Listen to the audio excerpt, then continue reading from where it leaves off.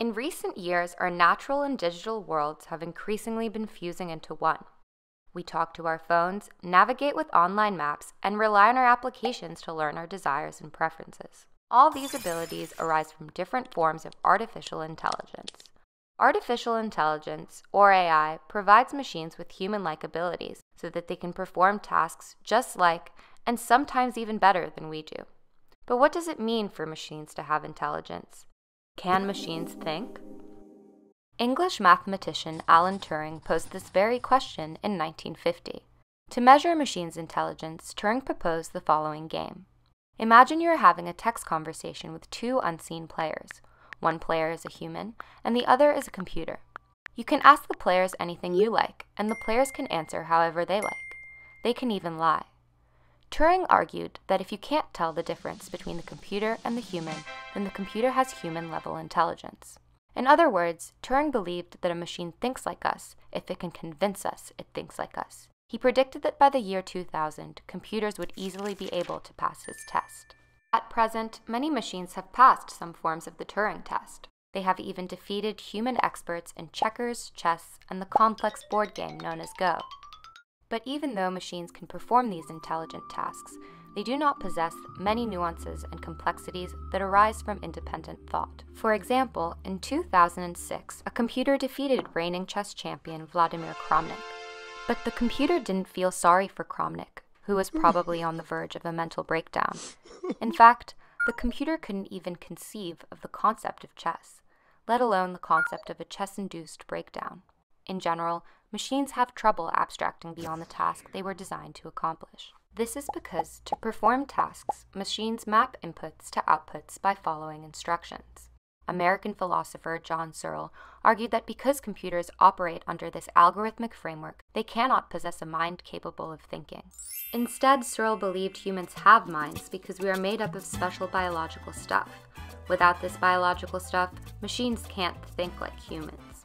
But Searle's view is controversial, as many people believe we can build intelligent machines. For centuries, humans have created new technologies by drawing inspiration from the natural world.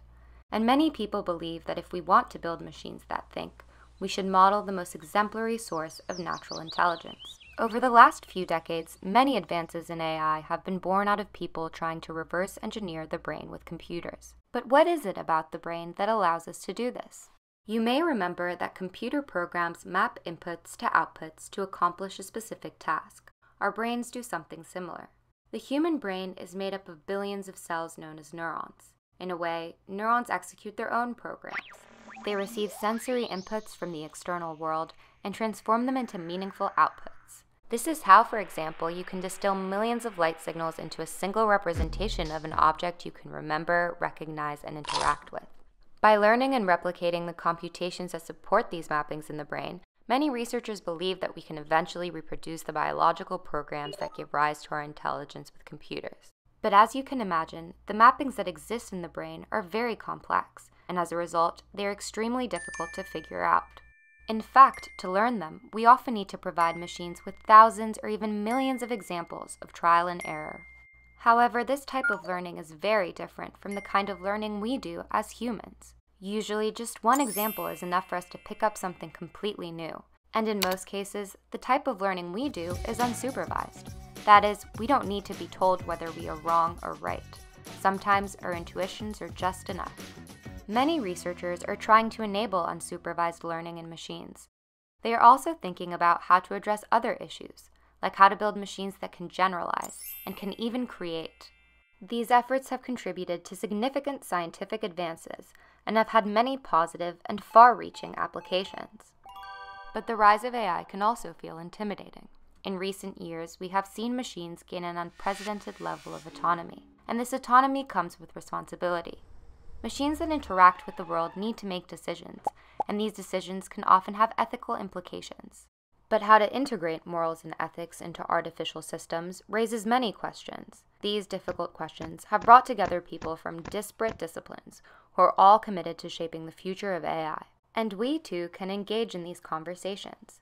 As artificial intelligence becomes increasingly embedded in our lives, we must stay informed about the algorithms that influence the world around us so that we can use them as a force for good.